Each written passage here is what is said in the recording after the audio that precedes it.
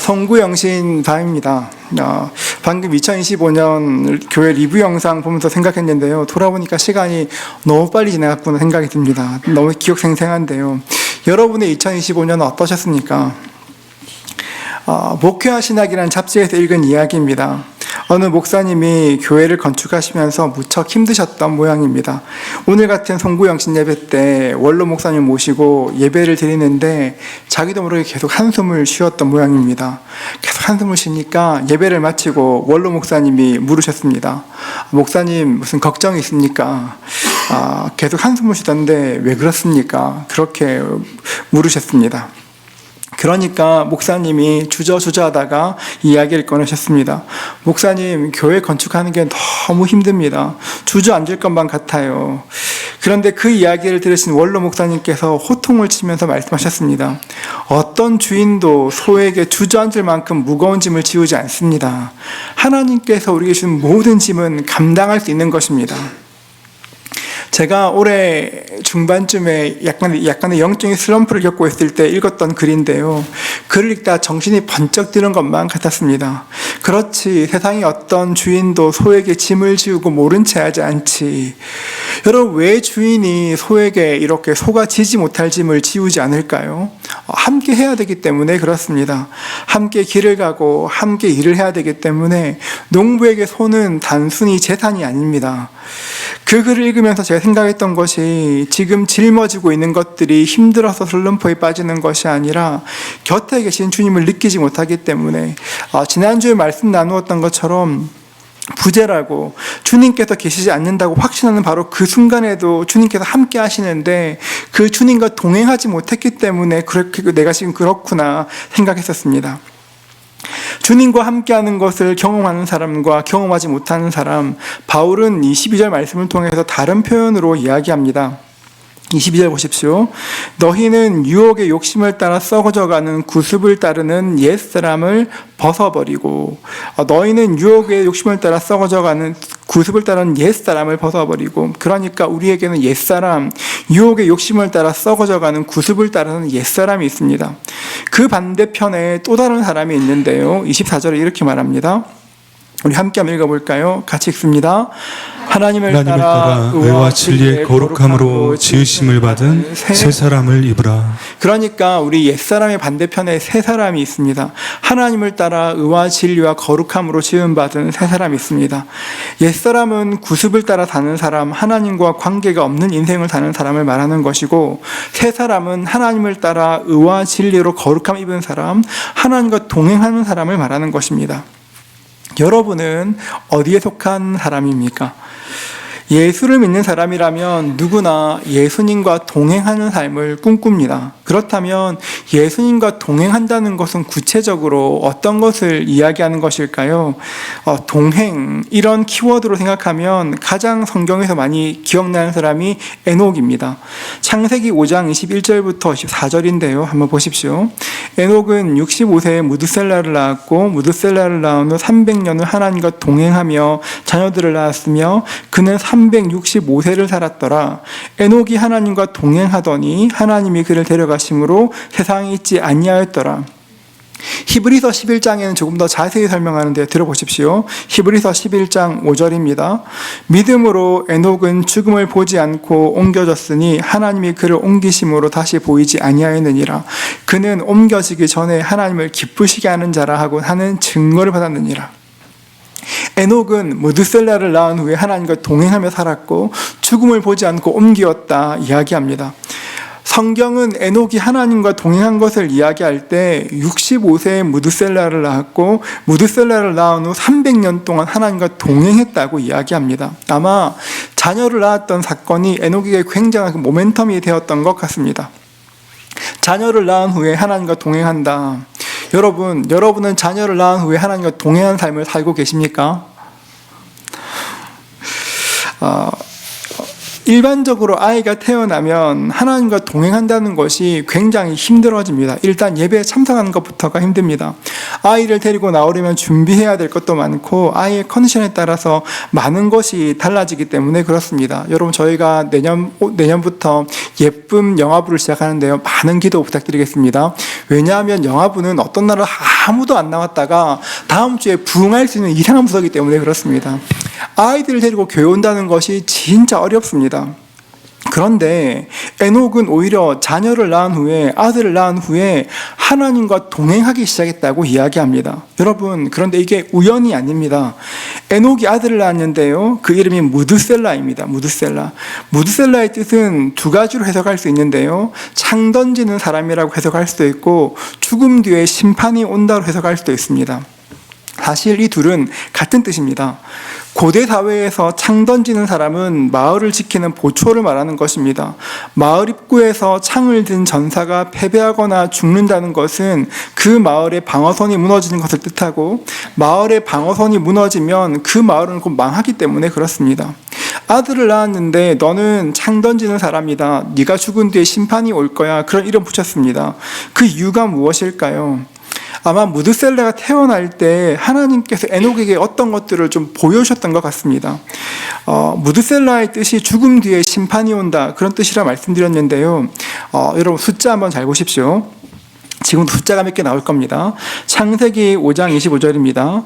무드셀라는 몇 살입니까? 187세에 라멕을 낳았고, 창세기 5장 28절과 29절에 이렇게 말합니다.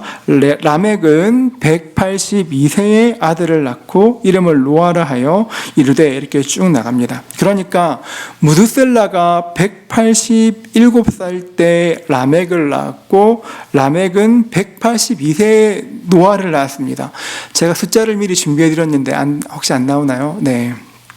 여러분, 자, 그러면, 답까지 나오면 안 되는데. 자, 197 더하기 180이면 답 나왔어요, 여러분. 몇 살이냐면, 369세인데, 그러니까, 노아가 태어날 때 무드셀라의 나이는 369세였습니다. 자, 계산되셨죠? 좀 더 보십시오.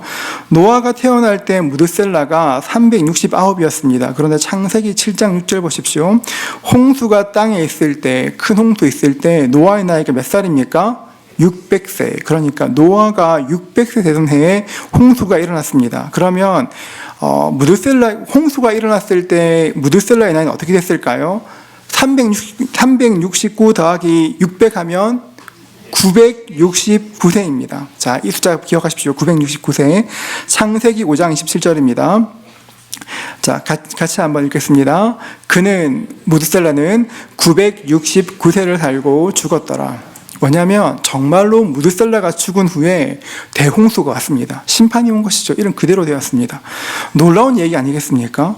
하나님께서 에녹에게 너희 아들이 죽고 나면 죽은 그때 큰 심판이 올 거야 라고 말씀하셨습니다. 그 뒤로부터 그 인생이 완전히 달라졌습니다.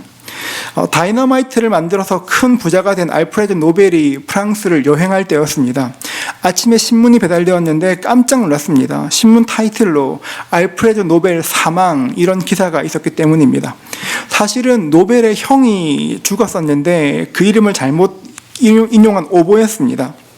그런데 노벨은 그날 아침 신문에 실린 자기의 기사들을 읽고 큰 충격받았습니다. 사람들이 나를 이렇게 생각하는구나, 큰 충격받았습니다.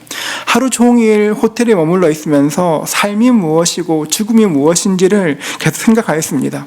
내가 만약 지금 죽으면 어떻게 될까? 아무리 큰 돈을 가지고 있어도 아무 의미가 없는 것이 아닌가? 자신의 명예, 부가 죽음과 만날 때 그것이 아무것도 아니라는 것을 알게 되었습니다. 동시에 자신이 얼마나 큰 죄인인지도 알게 되었습니다. 물론 사람을 돕기 위해서 발명했다고 이야기하지만 다이너마이트가 사람을 죽이는 무기가 되어서 수많은 사람을 죽였다는 것에 큰 죄책감을 느끼게 되었습니다. 이 일 후에 속죄하는 마음으로 노벨은 자기의 전 재산을 국가에 헌납하였습니다. 그 기금으로 만들어진 것이 노벨상입니다.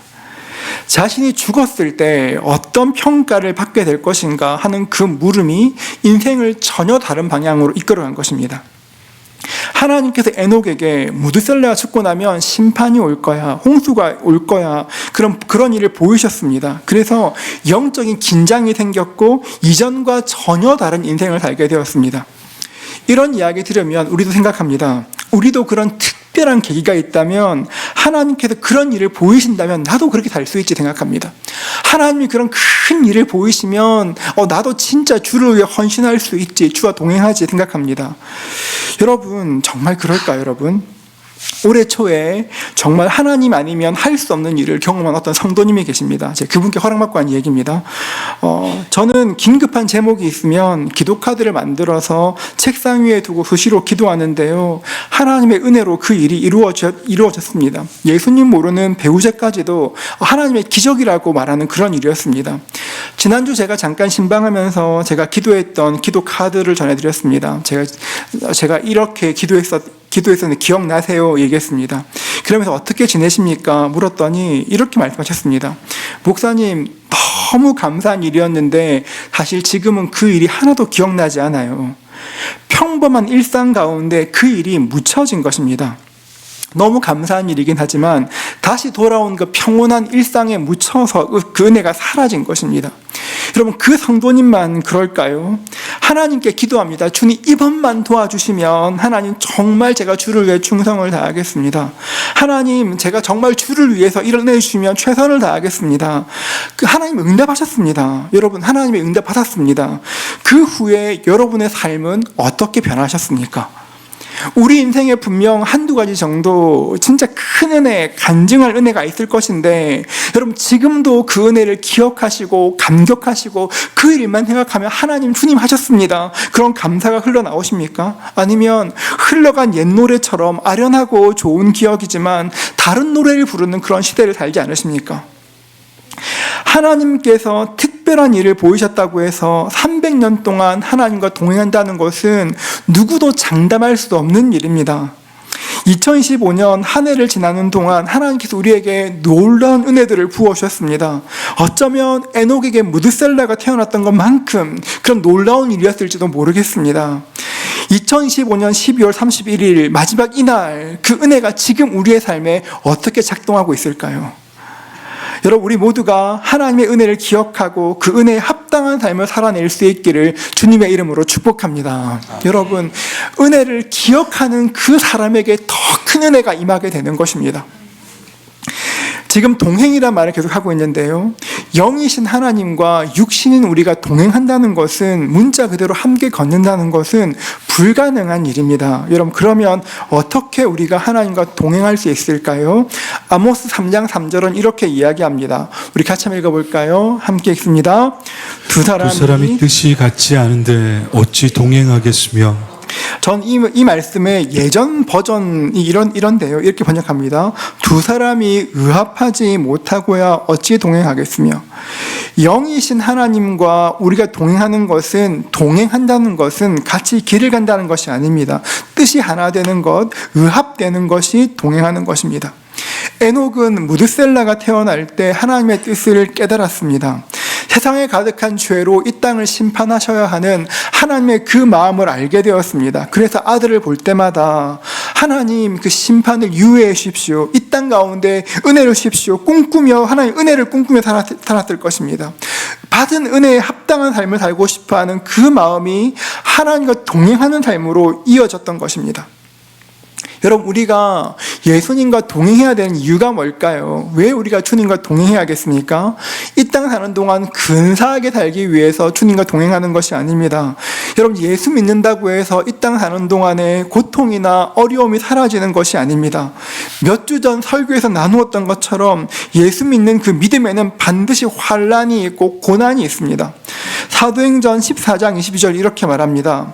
제 아들의 마음을 굳게 하여 이 믿음에 머물러 있으라 권하고, 또 우리가 하나님의 나라에 들어가려면 많은 환난을 겪어야 할 것이라 하고. 여러분 예수를 믿는 그 순간 우리 안에 성령님께서 오셨습니다. 영이 달라졌기 때문에 세상의 영이 우리를 가만두지 않습니다. 그래서 때로 환난 당하게 되는 것입니다. 그럼에도 불구하고 우리가 주님과 동행하기를 꿈꾸는 이유가 무엇일까요? 우리가 주님과 동행하는 그 이유가 행복이나 건강이나 부함 같은 이 땅의 것에 있는 것이 아니라 거룩에 있기 때문에 그렇습니다. 우리가 예수를 믿고 새 사람이 입는 것보다 더 중요한 것은 새 사람으로 살아가는 것이 훨씬 중요합니다. 빌립보서 2장 12절은 이렇게 말합니다. 우리 같이 한번 읽어볼까요? 함께 읽습니다. 그러므로 나의 사랑하는 자들아, 너희가 나 있을 때뿐만 아니라 더욱 지금 나 없을 때에도 항상 복종하여 두렵고 떨림으로 너희 구원을 이루라. 두렵고 떨림으로 너희의 구원을 이루라. 구원받은 우리는 거룩한 삶을 살아 구원을 이루어 갑니다. 구원의 시작이 칭의였다면 우리는 날마다 성화의 삶을 살아가야 합니다. 이것을 잃어버리면, 생각지 않으면 나중에 우리가 천국에서 주님 뵐 때 크게 부끄러움 당하게 될 것입니다. 바울은 그 과정을 조금 더 자세히 말하는데요. 에베소서 4장 24절 말씀인데요. 우리 같이 한번 읽도록 하겠습니다. 함께 읽습니다.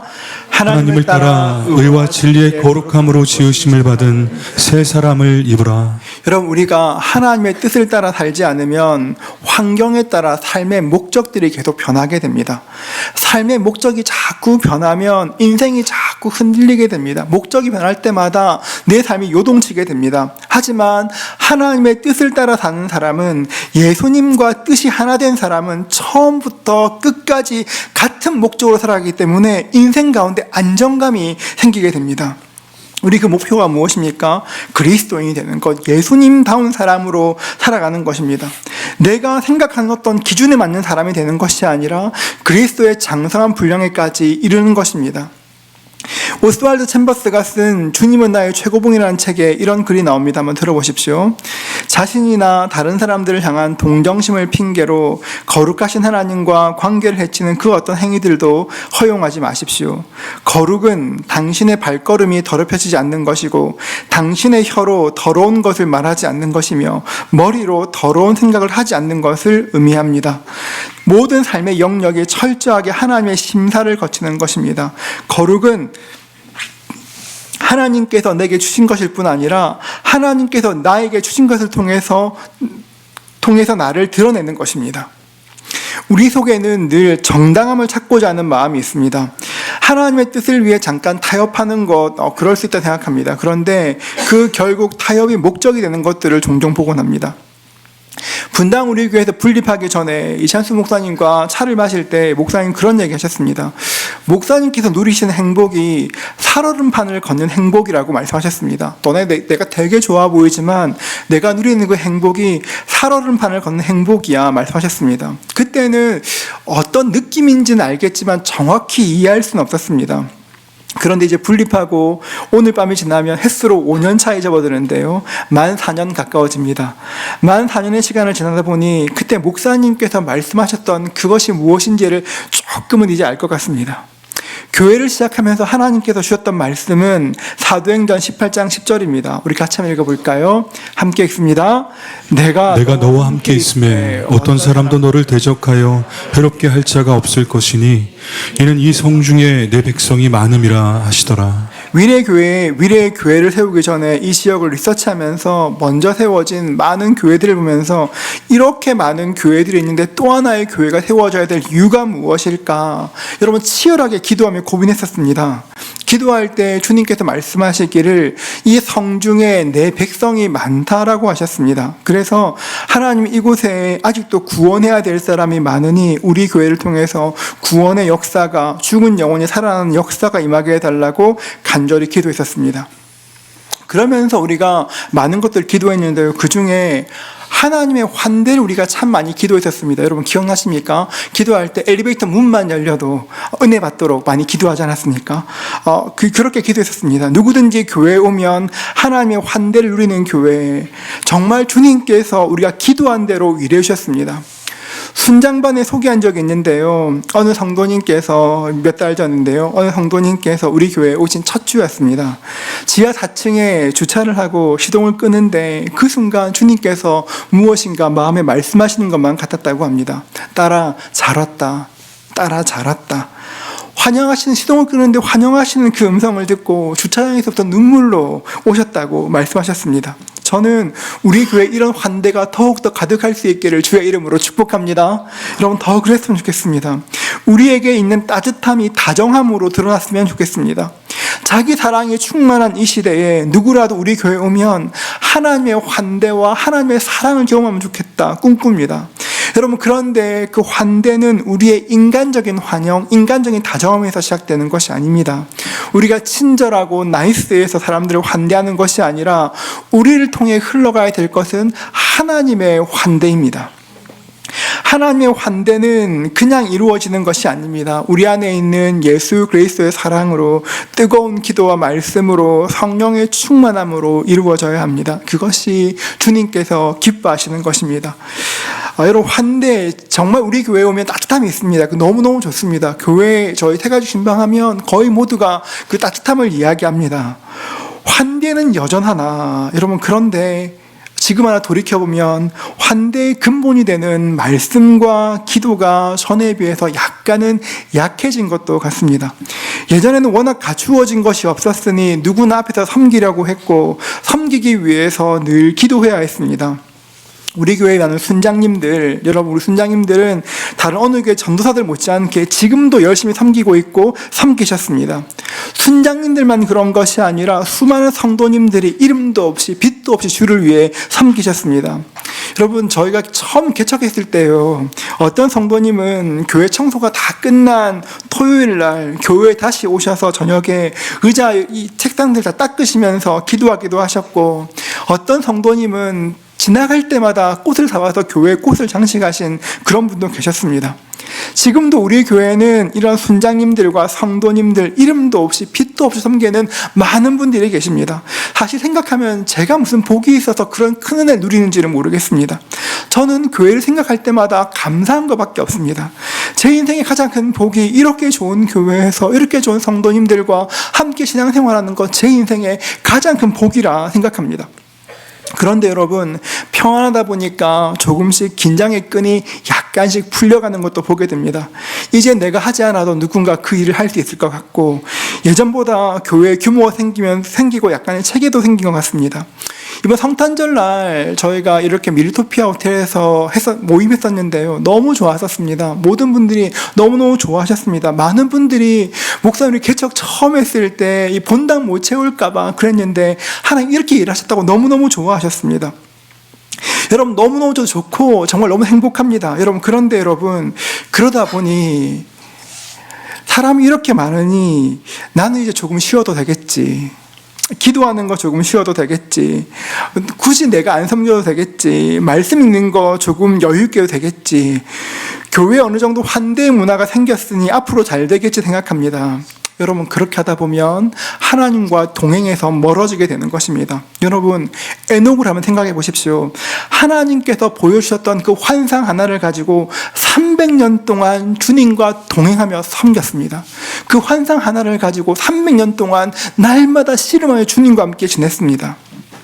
여러분, 우리는 지금 괜찮네, 오늘도 여러분 지금 보니까 여러분 뒤에 보시면 아시겠지만 본당 다 차고 로비 다 차고 조이홀 다 차고 모든 것이 만석입니다. 우리 괜찮네. 여러분, 우리가 괜찮은 때가 아니라 우리는 아직도 달려가야 할 그 때를 지나고 있습니다. 안주할 때가 아니라 달려야 될 때입니다. 2026년을 시작하며 우리 교회의 목회 방침은 다시 한번 뜨거운 기도로 돌아가는 것입니다. 여러분, 어느 정도 모양이 갖춰지는 지금이 더욱더 간절하게 기도해야 될 때입니다. 여러분, 주님께서 우리를 부르신 사명을 감당하기 위해서는 여전히 목말라야 하고, 여전히 은혜에 대한 사모함이 있어야 하고, 여전히 뜨거운 기도가 필요합니다. 여러분, 우리는 더욱더 기도해야 됩니다. 제가 분립하면서 작정했던 것이 있었습니다. 옛날에 제 얘기 참 많이 했는데요, 저는 분립할 때 어떤 마음이었냐면, 우리 교회 모든 성도님들이 한 주일 살면서 그 누구도 제 기도 없이 한 주를 살게 하지 않겠다가 제 목표였습니다. 그래서 모든 성도님들 한 주에 한 번씩 이름 부르며 기도하겠다. 사실은 매일 하겠다였거든요. 근데 매일은 해보니까 좀 힘들고 지금 타협해서 일주일에 한 번 하고 있습니다. 제가 다시 한번 그 마음이 불타올랐습니다. 하나님, 아침이건 점심이건 저녁이건 제가 교회 올 때마다 가장 먼저 성도님들 이름 부르며 기도하겠습니다. 주신 기도 제목들 가지고 기도하겠습니다. 제가 더욱더 기도하겠습니다. 그런 마음이 들었습니다. 여러분들께 부탁드리는 것이 있습니다. 처음 분립할 때와는 상황이 참 많이 달라졌습니다. 아까 제가 말씀드린 것처럼 어느 자매님께서 이렇게 토요일 오후에 오셔서 이렇게 하나하나 내리시면 닦으셨는데요, 지금 닦을 때가 너무 많습니다. 지금 여기 딱 보면 조이홀도 있고 드림홀도 있고 미라클도 있고 너무너무 많아졌습니다. 할 일은 더 많아졌고 그러다 보니까 이때까지 열심히 해왔는데 또 하란 말이냐. 네. 여러분 피곤함도 있습니다. 여러분 그러나 그렇기 때문에 지금 더욱더 자리를 정하고 그 자리를 지켜야 합니다. 내가 있어야 될 곳이 어디인지를 살피셔야 됩니다. 사람 많으니까 나 하나 기도하지 않아도 괜찮겠지. 그게 아니라 지금 내가 어디에 있어야 될지를 주님께 아뢰고 기도하며 나아가야 되는 것입니다. 그렇게 기도의 성벽을 쌓아가는 것입니다. 이번 2016년 우리 빌드업 21데이즈의 컨셉은 주기도문입니다. 이번 주부터 설교도 기도의 주기도에 대한 설교가 쭉 나가게 될 것인데요. 여러분, 우리는 함께 기도함으로 주의 교회를 만들어가는 것입니다. 아직 우리는 잡은 것도 없고 이룬 것도 없습니다. 훨씬 더 많이 가야 됩니다. 여러분, 아직도 주를 모르는 많은 영혼들이 있습니다. 제가 주일 설교 때 말씀드렸는데요. 어느 성도님이 그러셨거든요. 순자님께 카톡인지 모르겠는데 어느 성도님이 저에게 이렇게 25일 날 남편 데리고 오셔서 저에게 인사시켰습니다. 목사님, 남편 처음 교회 왔어요. 너무너무 좋아하셨습니다. 그래서 제가 너무 잘하셨다 덕담하시고 한마디 더 해드렸습니다. 한 1년에 한 번 오시는 거 기왕이면 2번 오시라. 부활절 한 번 더 오시라. 그렇게 얘기해요. 근데 그 남편분이 너무 흔쾌하게 목사님 오지요 하셨습니다. 근데 그때 그 자매님의 표정이 잊혀지지가 않습니다. 아직도 우리에게는 구원해야 될 수많은 영혼들이 있고 하나님의 부르심은 계속되고 있습니다. 여러분, 이 일들에 힘을 다해 섬겨주시길 주님의 이름으로 부탁드립니다. 여러분, 교회는 우리끼리 잘 먹고 잘 지내는 유람선이 되는 것이 아니라 복음을 위해 전투하는 군함이 되어야 합니다. 그럴 때 주님께서 우리를 부르신 삶의 사명들이 이루어져 가는 것입니다. 제가 처음에 오늘 설교를 준비할 때는 되게 격려해드리고 싶었습니다. 너무 한 해 동안 애쓰셨다고 지금 격려해드립니다. 너무 수고하셨다고 막 격려해드리고 싶었습니다. 그런데 제가 이렇게 한 주간 동안 계속 기도하면서 격려도 중요한데 지금 이 시점에 우리가 해야 될 것은 다시 한번 마음을 가다듬고 거룩함으로 자리를 지키며 하나님의 교회를 세워가는 것이 우리에게 주신 사명이라 생각이 들었습니다. 여러분, 우리 모두가 그 사명 잘 감당할 수 있기를 주의 이름으로 축복합니다. 2025년 한 해를 살면서 너무 무거운 짐진 것 같아 피곤하신 분이 계십니까? 처음 설교하면서 시작드린 것처럼 어떤 주인도 소가 감당치 못할 만한 무거운 짐을 지우지 않습니다. 우리 주님도 그러십니다. 힘겨우시거든, 삶의 짐이 너무 무거우시거든 내가 주님과 얼마나 가까이 있나를 한번 살펴보십시오. 그 짐이 너무 피곤하고 무겁고 고뇌해서 혹시 주님과 멀리 떨어지지 않았는지 한번 나를 먼저 돌아보십시오. 우리 곁에 계신 주님을 알면 주님께서 힘 주시고 걸어갈 수 있도록 능력도 허락해 주실 것입니다. 저는 에녹에 대한 이야기를 묵상할 때면 맥스 루케이드 목사님의 책에 나오는 이야기를 생각합니다. 한번 들어보고 이런 이야기인데요. 에녹은 하나님과 산책하며 이야기하는 것 굉장히 좋아했습니다. 그렇게 하루하루 계속 산책하던 어느 날, 다른 날보다 조금 더 멀리 갔던 어느 날이었습니다. 그날 주님께서 에녹에게 말씀하셨습니다. 집에 돌아가니까 너무 머니까 너무 멀리 왔지? 그냥 우리 집 가자. 그래서 에녹이 주님께 같이 갔다는